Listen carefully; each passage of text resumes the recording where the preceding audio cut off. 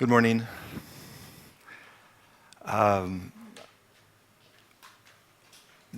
Day before yesterday, I was speaking about this category or this variety of Islamic geometric pattern that is I call non-systematic, and what it means is that the underlying structure, underlying polygonal structure that the pattern is extracted from, those polygonal elements cannot be rearranged into other combinations to make new patterns. So that the fundamental structure that the pattern is created from is really only specific to the set of patterns created from that structure. And this will become a little more clear if it's a little bit obtuse.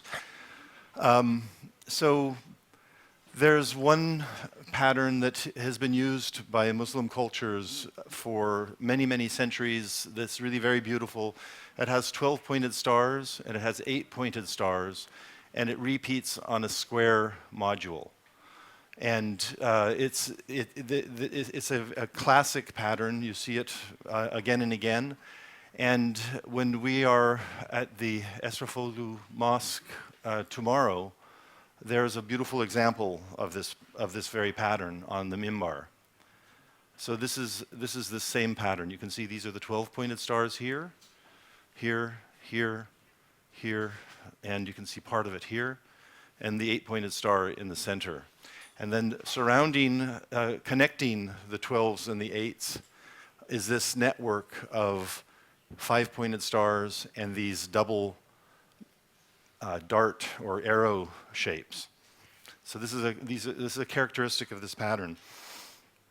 And so I've got an exercise for you that after I've gone through some slides, I'll be passing out these set of sheets, and I'll be working with you to create this pattern from the Radii Matrix, which you'll see in a moment. But first, I just want to quickly go through a number of examples of this pattern that are found in the historic record around the world, because there's quite a variety of them. And you'll be seeing, this is the very same pattern with the 5 pointed stars and the dart shape, the 12 pointed stars and the 8 pointed stars right here and here. But this is from the family that's what I call the acute family, as I was talking about a couple days ago. The same underlying structure will make other patterns in the other three families, and I'm going to show some examples of those as well. So you get an idea of the diversity that one underlying structure, which is to say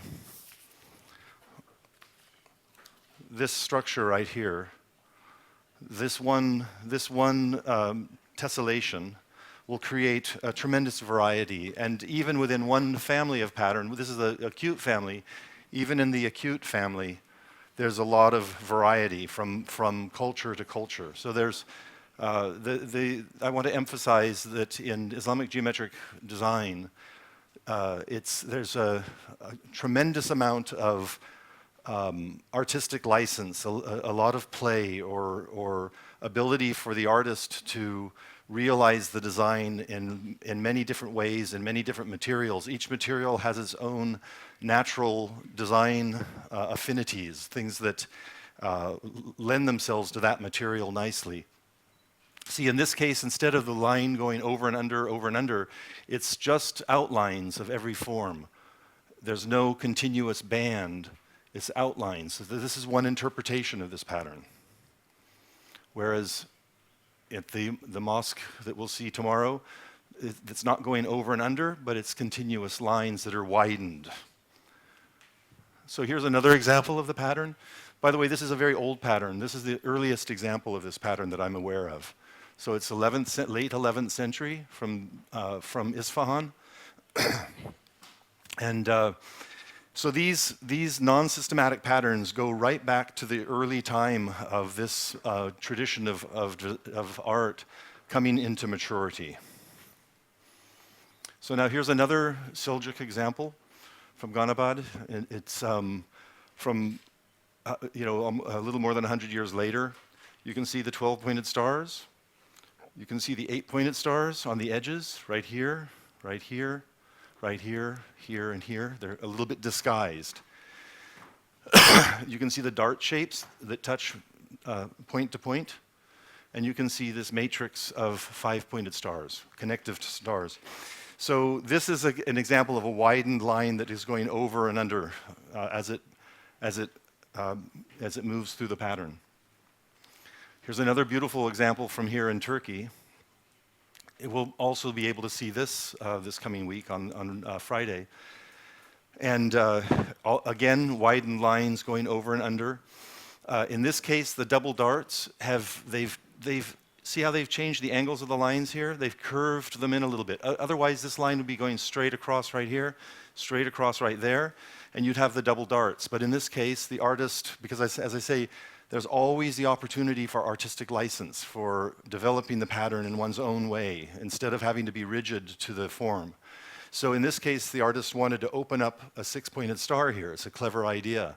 So the artist curved this line in, curved this line in, curved this line in, curved this line in, and opened up this little star.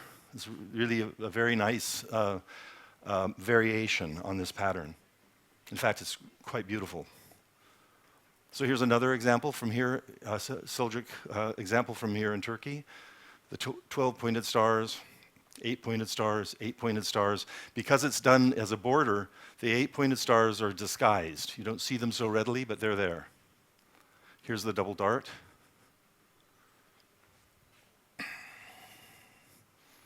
Another early example, again from Anatolia.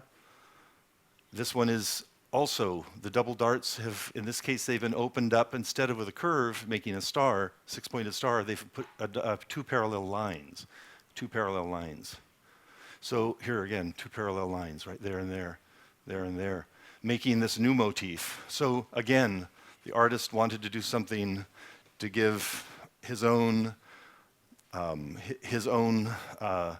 expression of artistic sensibility. And it's one of the things that Merrick and I were talking about this last night. It's one of the things that's so compelling about this artistic tradition of design, this design tradition, is that the geometry is allowed to resonate to the sensibilities of the individual instead of being fixed and rigid, and one thing makes one system makes one pattern, and that pattern never changes. It's much more full of playfulness and personal expression. Again, this is Karamanid. It's also here from Turkey. This is a late Abbasid example during the time when Baghdad was under the rule of the Seljuks, just before the Mongols came through. And this is a beautiful example of the same pattern. In fact, it's one of my favorites. You can see here that in this case, it's the border has been cut out, but they've put the 12-pointed stars on the edges and the 8-pointed stars in the middle. So again, a little bit of difference. And now this is a Mamluk example of the same pattern that is done in inlaid stone, and it's very clear what's going on here. 12-pointed stars. Here's our double darts connecting. 5-pointed stars going around, 8-pointed stars on the edges. Look at this, see, it's beautifully composed. So the angle, the modularity of the square repeat unit is defining the angles for the corner. So you have the 8-pointed star precisely here and precisely here. That's a very good example because of the color, it's really easy to see it. This also is a Mamluk example. Again, it's very clear to see what's going on. The double darts, the 5-pointed stars. Every 8-pointed star is surrounded by a ring of 8 5-pointed stars.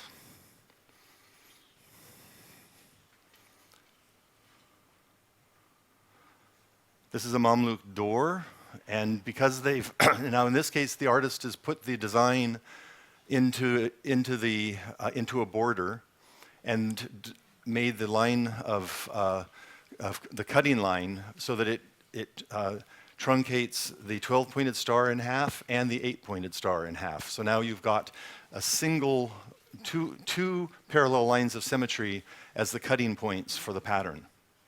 That's a close-up, and this is the full door to the mimbar. And another way of looking at this is they've taken these two panels and they've separated them and panelized them and put the stays for the door in between. But you can see that if you were to take this and put it against this, it would make a continuation. And that's quite beautiful because of the way the lines over, under, interweaving. Now, all of those previous examples were from the acute family, where the points of the star are more acute. They're more pointed.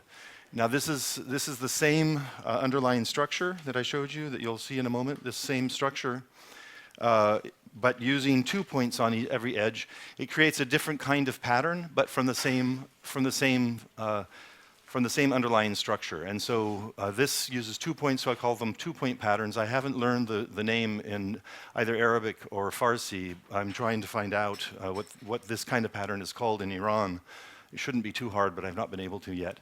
But you can see nonetheless, once again, 12-pointed stars here, 12-pointed stars here, 12-pointed stars here, 12-pointed stars here. So that's the square module. That's the repeat unit, and the 8-pointed star precisely in the center. So you could say that this pattern and this pattern are like siblings, like a brother and sister. This is another 2-point pattern right here from a mimbar at the Kite Bay, and it's exactly the same pattern as the previous one. As I say, this was a very popular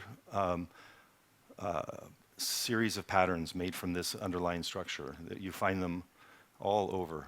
This is another Mamluk example in carved stone. It's from the Al-Azhar Mosque, which is very, very ancient, but this is from later Mamluk additions to the mosque.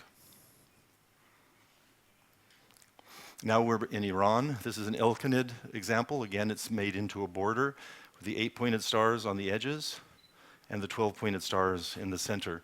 And in this case, these little interns, these little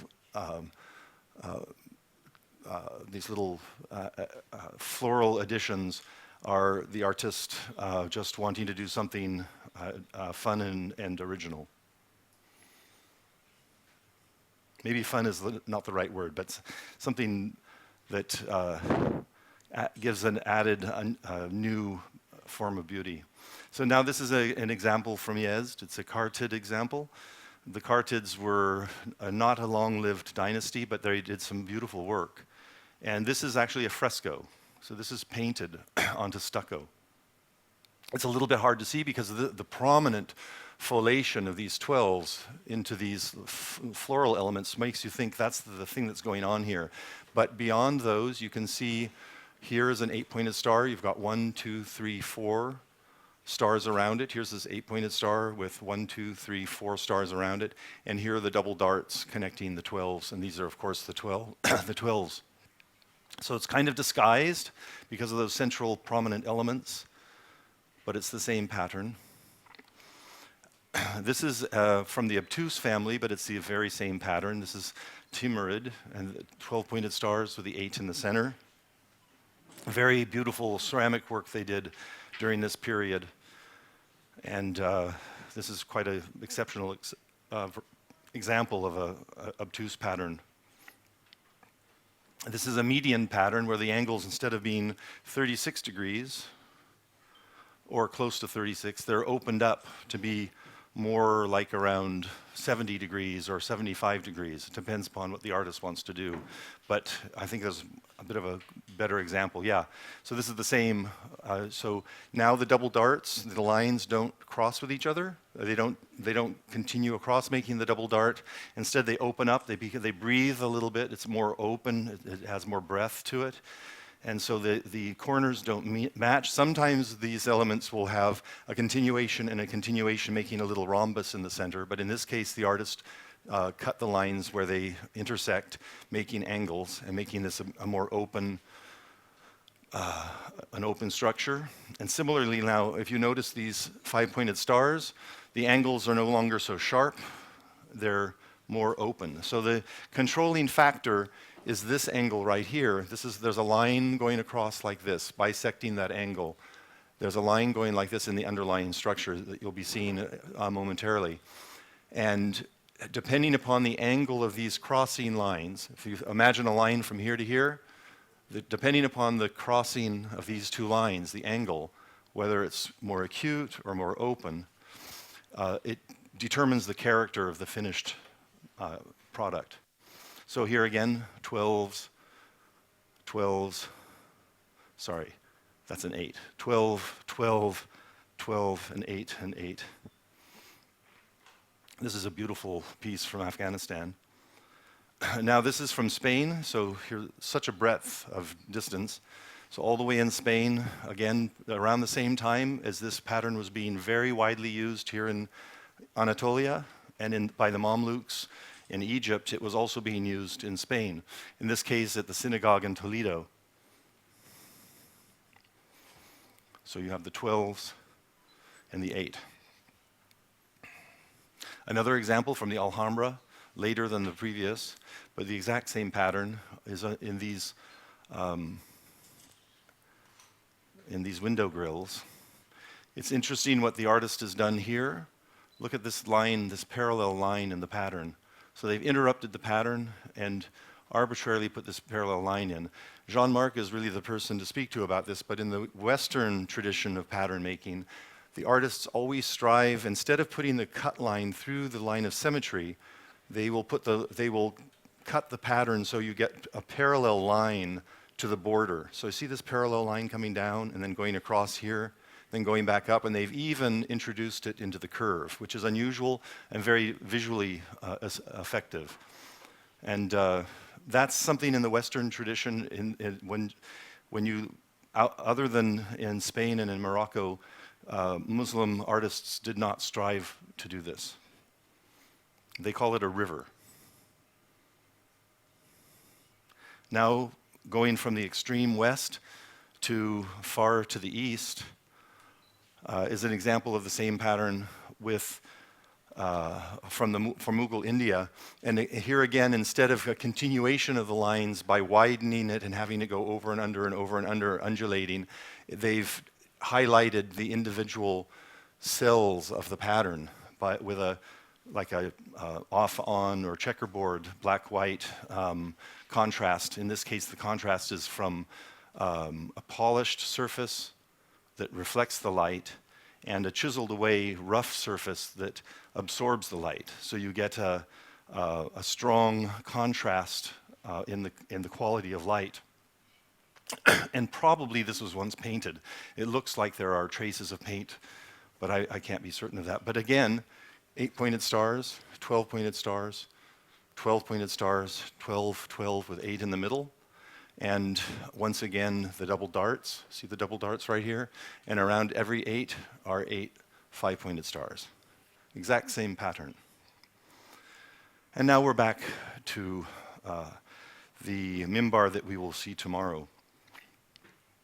And it really is a beautiful example of this pattern, so it warrants being shown twice. So now I want to go through a little bit what we're going to do in the way of our exercise. And so I just want to show you again, this is the acute pattern, the double darts, the 8 5-pointed stars, the 8-pointed star, and the 12-pointed star, the square module, it's all right there. You can see you could also modularize or create a repeat unit from the dual of that pattern and put the 8s on the corner and the 12s in the center. Either one works. But opening up those angles, if I just quickly show you, let's concentrate on this point right here. See these angles? They're approximately 45 degrees. And now they have opened up and they're around 80 degrees or 75 degrees, something like that. And so that change of angle opens it and changes the character of the design. You see what I was saying about how the design no longer carries through? These lines are carrying through at this point here. Now when you go to this more open, the lines no longer carry through, they change, it creates an open area. If you carry it open even more, changing the crossing pattern lines so that they go from midpoint to midpoint to midpoint to midpoint to midpoint, you create a pentagon. And it's no longer a 5-pointed star, it's now a pentagon. This is the obtuse pattern. We're going to be making this one, but you can keep these, of course. The work that you do, you keep.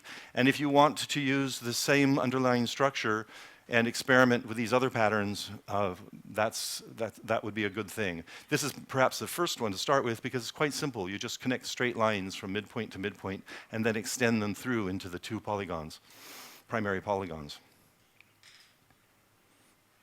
Am I speaking too fast? The translation was working? Good. And then the 2-point patterns take 2 points on each polygonal edge, and then you connect the 2 points from edge to edge. See how this is happening? It's really quite straightforward. And you create this really magnificent pattern that we saw examples of from Cairo. So those are the 4 pattern families. I'll just go through them again one by one really quickly. The acute family with the more acute edges. The more open or median, it's in between the obtuse and the acute, so I call it a median pattern. Again, I don't know the Persian name for this. By the way, in Iran, this family of pattern is actually called an acute family or acute pattern. I don't know I've forgotten the name, the word for acute, but it's the term that's used. And this family is called an obtuse family, but I've forgotten that. I have to go through my sources and get that again. Now again, the 2-point. Now, so here's the pattern that we're going to work to make today. And this is from the mosque that we'll be going to tomorrow. And so I'm asking you to look at it and kind of get a sense of it and get to know it a little bit. And I'll just restate what I've been saying. So the 12-pointed stars are prominent. The 8-pointed stars are prominent. The 8-pointed stars have 8 5-pointed stars surrounding them. And the 12-pointed stars are connected by these double darts. Those are really the main characteristics of this pattern. So I want to, before I hand out the sheets, I just want to go through what you're going to be doing.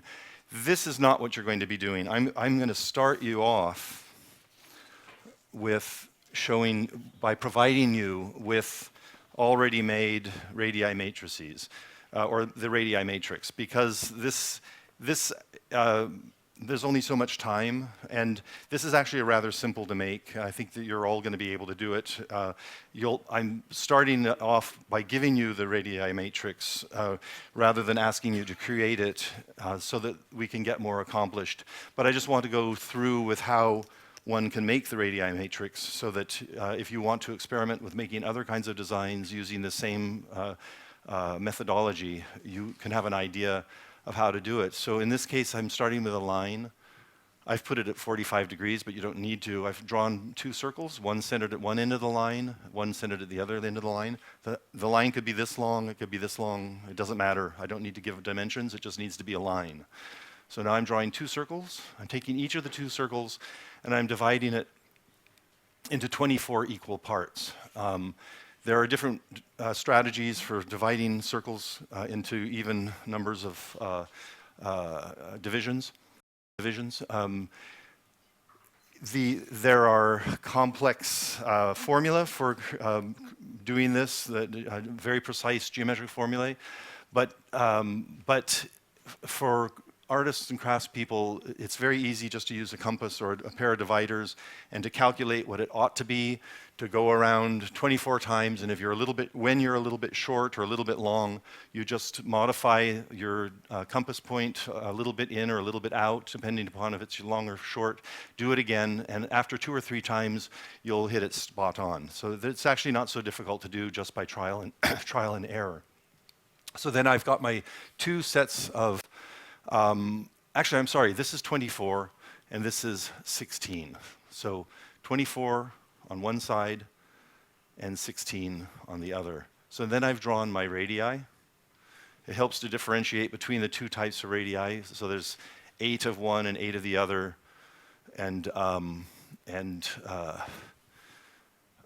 sorry, 8 of one and 8 of the other, and 12 of one and 12 of the other. So then what I've done here is I've then taken these points, 1, 2, 3, 4, made a little square, and that's going to be my, my repeat unit. Then I trim up the radii, and I end up with this, and then I rotate this form and get this matrix, and it's this radii matrix. It's not a difficult process, and it can be done with any number of combinations of radii, 12s and 9s, and you know, really there's a lot of areas you can play. Okay, so this is what we're going to be doing very shortly. You're going to start, I'm going to hand out the sheets that have these radii matrices on them, and the first step is to draw a circle that is tangent to all 3 edges of the radii, all 3 radii edges. So you start at this middle point, and you draw a circle that is tangent to those 3 lines. And the next step that you're going to do is you're going to draw lines that are perpendicular to these center radii and bisect these intersections of the circle and the radii. And it's a straightforward process. And at this stage, instead of being absolutely precise, you can eyeball it. It's all right to do that. You know, if you were in your computer and doing this, you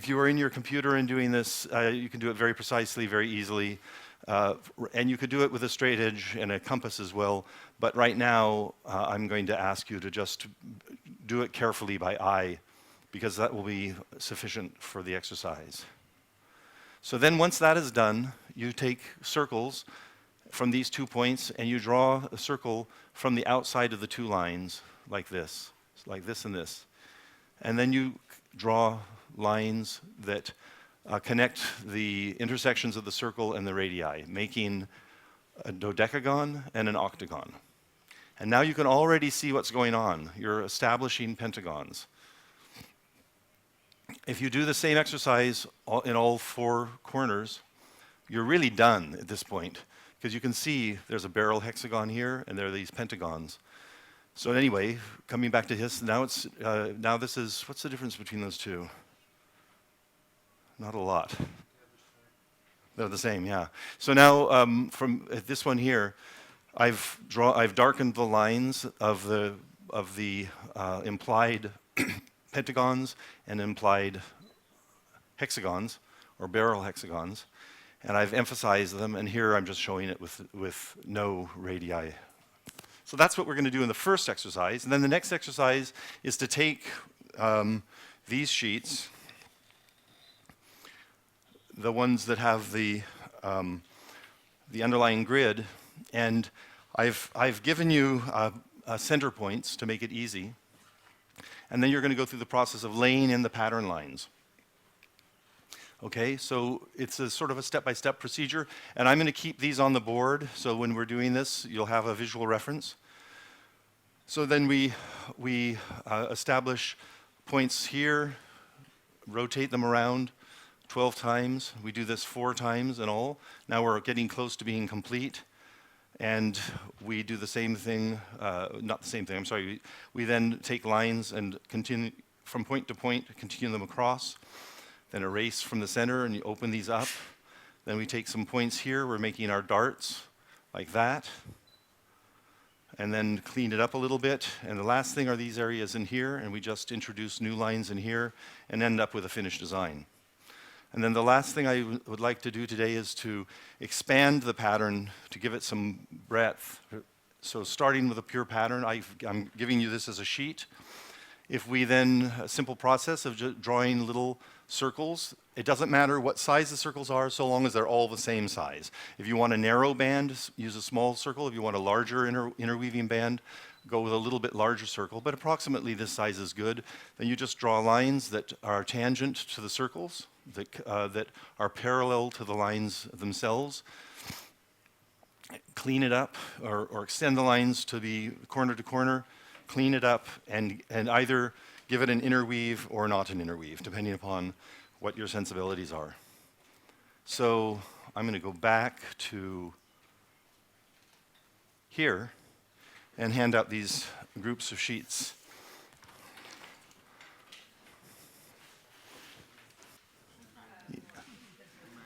Good. Good.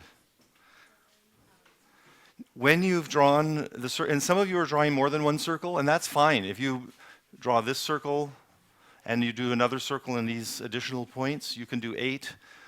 That's absolutely fine. Or you can just do one and then draw big circles 4 times and one large circle here, and you'll establish the same thing actually more easily. But if you draw this circle first and then follow that by drawing these perpendicular lines, when I say perpendicular, it means that they are right angles to these 2 radii. This radii and this radii, they're right angles. Do you have a set? You do? Yeah. Here.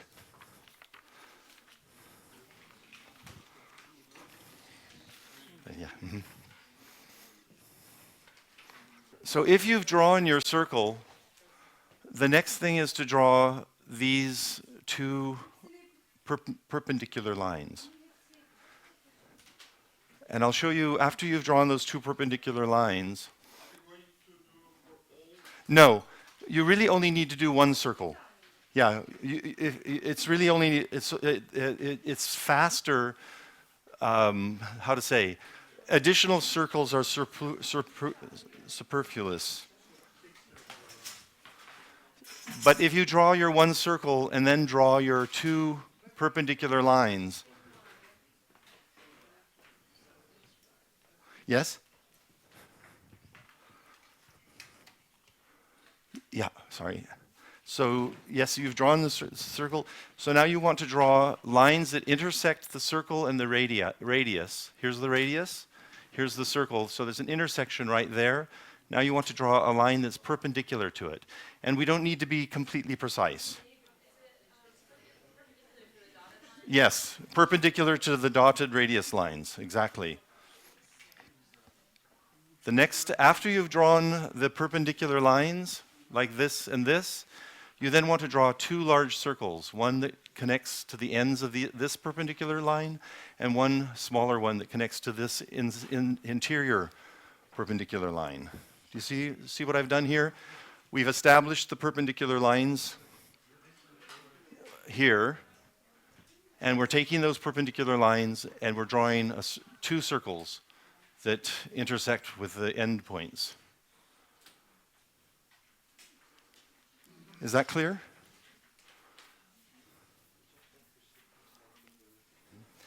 And when you've got the circles drawn and you've got the dodecagon and the octagon drawn, some of you are ready to move to the next stage, and that is to copy decagons into the other 4 locations. And the way that is done, dodecagons, the way to do that is to take the same circle as you used here, have your compass set at the same radius, and to draw it on these all 4 of the corners of the repeat unit. So you want to draw the same circle you drew here, here, here, and here, so that you can then place, you can see it's a faint line, but there's a circle here and a dodecagon inside of it, a circle here with a dodecagon inside of it, a circle here with a dodecagon inside it. So you're going to be drawing 4 dodecagons. So some of you are ready to really complete the exercise. So, excuse me, I must have been tired when I did this, because this is the same as that. So look at either one of them, but you're going to end up, if you draw with your pencils in a heavy line, you can make the primary polygons, the dodecagons in the corners and the octagon in the center. You can do those like I've drawn them here in a dark line, and then you follow that up with darkening the pentagons all the way around, all 8 pentagons, and the 4 barrel hexagons on the edges. And then you've finished it. And I want to emphasize, you've never done this before, and you're doing it really well, and it's not very difficult. So, and this is really the key to making this pattern. And this is a beautiful pattern, but there are a lot of other patterns that are equally beautiful, made from other radii matrices. And it's really within your grasp to do this. That's what I'm wanting to emphasize here, that these beautiful patterns, and even the complex patterns that have local regions of diverse symmetries, even these complex patterns are within the grasp of anybody who wants to apply themselves to the work. It's not beyond capability of any intelligent person. So I would like to move to the next exercise, because all of you are far enough along, even if you haven't finished this, to know what you need to do to finish it. So it's okay to leave it unfinished, because you've all done it enough to know what's needed. Some of you have finished. Even if you haven't finished, it's quite all right, because you can come back to finish it later, because you know what the objective is. So what I want to do now is to start the exercise for laying in the pattern lines, for placing the pattern lines into this tessellation. So if we go to sheet number 2, is it clearly marked? No? Yes, it is, worksheet 2. So worksheet 2 looks like this. Yeah, it looks like this. If we could go to worksheet 2, please. And you will notice that you've got this polygonal matrix, this polygonal tessellation, just like we were drawing in the previous exercise. And I've added little tiny circles at the midpoints of the polygons. And so these are the key points that our pattern lines are going to bisect. And so this is to make it easy. But if you're making these on your own, if you're making these, you can easily calculate the center points. I don't need to tell you how to do that. It's a simple enough process. Also, just to let you know that as these patterns become increasingly complicated, one doesn't pedantically stay at the exact center point. Sometimes what is important is the end result. And if the end result will be improved by moving the pattern line, moving the midpoint division a little bit one way or another, then that's perfectly acceptable. Sometimes they even move off of the line, but these are for the much more complex patterns. This is not a very complex, this is a modestly complex pattern, and the midpoints work just fine. So for the purposes of learning, this is a good one to learn from. So the first thing we want to do is draw an 8-pointed star, like this. And the way to do that is to draw 4 sets of parallel lines. So we're going to be drawing 8 lines through the octagon. And you can see if you start at one point, you're going to skip 1, 2, 3. You're going to go to the 3rd division, 1, 2, 3. And you're going to draw a line and extend the line a little bit in each direction, not just inside. Just to make it easier, essentially you're establishing the points of the 5-pointed star that's going to go inside each pentagon. So extend the lines a little bit beyond. It doesn't matter, it's arbitrary right now. It doesn't matter, it doesn't have to be a precise amount. We'll clean it up later.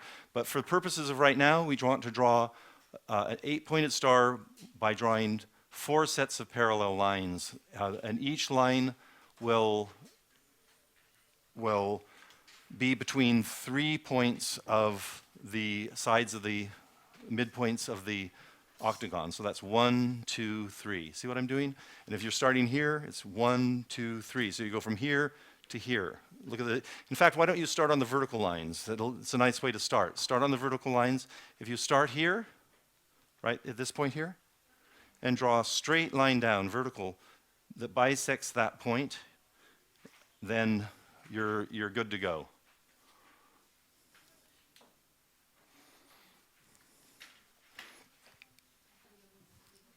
Okay. Now the next thing is, if you want, you can erase the insides of the star to open up this star. You can erase the inside lines to open up the star. You can do that now or do that later, but eventually you're going to want, at some point you're going to want to clean up the star on the inside by just erasing the unwanted lines in the center. But that's a secondary thing. That's a cleanup process. That's not primary. But the next main event is to put our first lines for our 12-pointed stars. And draw these faintly, because you're going to want to erase most of it, okay? So just do this kind of faintly. But draw a line from the midpoint on the edge of the square, the midpoint of the dodecagon right here. Can you find that line? You want to draw a line that bisects or runs through that line, and look where it connects to. It's not connecting up here to the midpoint of the dodecagon, but to the vertice. This is a tricky thing that you want to pay attention to. So the line is extending from the midpoint on the edge to this vertice right here. And rather than verbally trying to describe which vertice this is, it's better for you to just really look and concentrate on which one it is. The next thing is to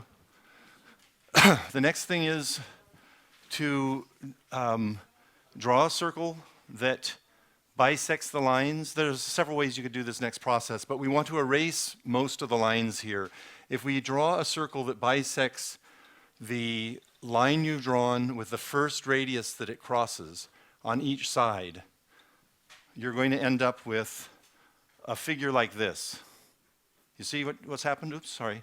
See what's happened? We've gone from this. We want to trim it. We want to draw a circle that goes around, because that's going to give us points. You need. I should have said.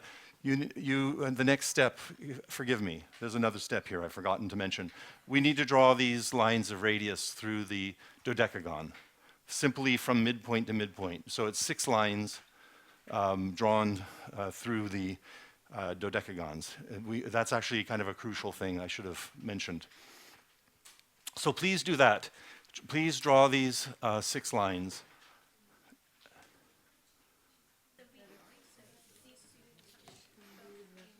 Mm-hmm.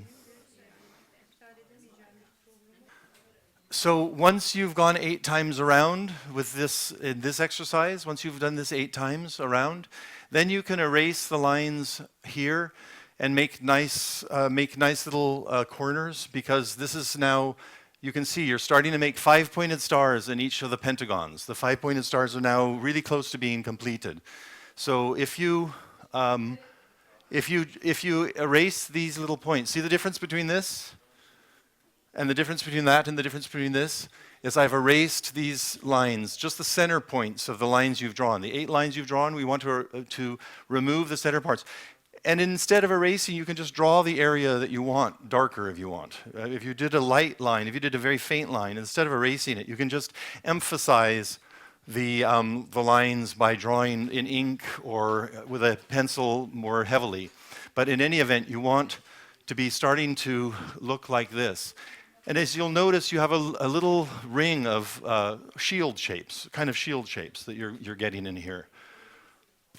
8 shield shapes. And if you finish that, and you can come back to trimming, you can trim later, you can clean up later. But the next thing we want to do is the lines at the edges of the square repeat unit. And these ones, you're really almost completing the pattern now. These ones are going to connect, and they're going to run through. Remember how we ran through? These lines run through. They're not just from point to point, but they are a little bit extra long. Similarly, we're going to go now with the barrel hexagon on the center of each edge of the repeat unit, we're going to draw a cross, two crossing lines that go from the midpoint up here. Can everybody see that? From the midpoint here to the midpoint right here.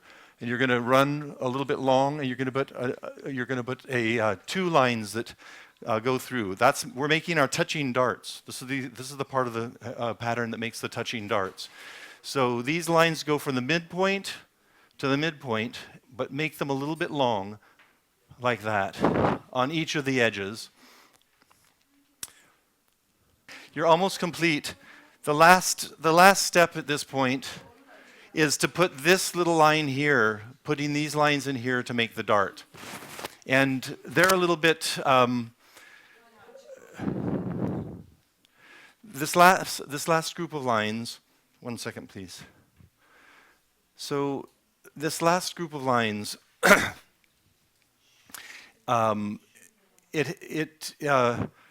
you want this, the line that you've just drawn, this line here, this cross on the midpoint of the repeat unit, that angle, you want to repeat that angle with this short little line making the dart shape right here.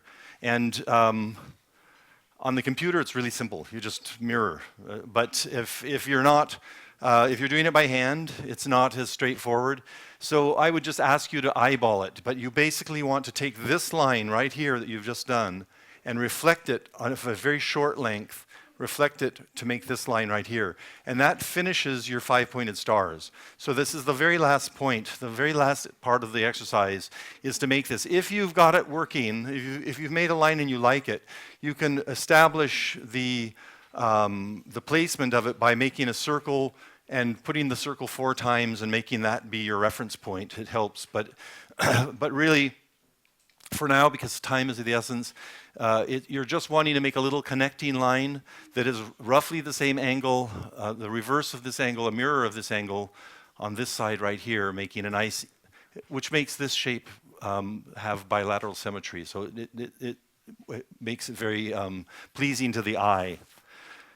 So that's really the last step, and it's too much to complete these now because I have to conclude, but there's not time to do this final exercise, unfortunately, but I'll just explain it to you because you have the worksheets. Really, it's a simple matter to widen the lines. Of course, and if you have AutoCAD or some other software, you can just do this automatically.